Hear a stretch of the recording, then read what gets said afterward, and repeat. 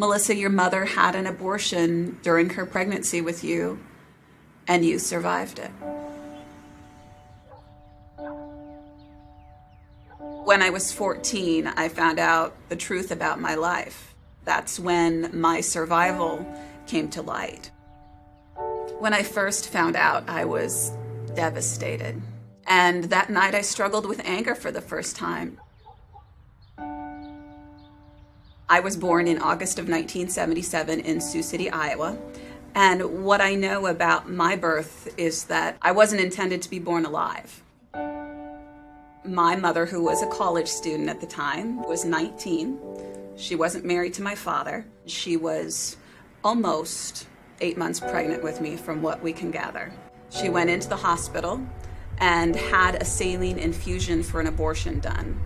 The saline infusion abortion involves injecting a toxic salt solution into the amniotic fluid surrounding that preborn baby in the womb. And the intent of that salt solution is to actually scald the child to death from the outside in. I soaked in that toxic salt solution for 5 days.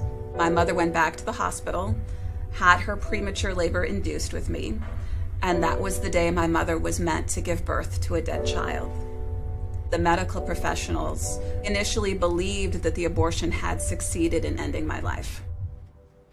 The joy for me is realizing that that day when I was left for dead in the hospital, a nurse heard me. That nurse and that team of professionals understood that my life was worth trying to save.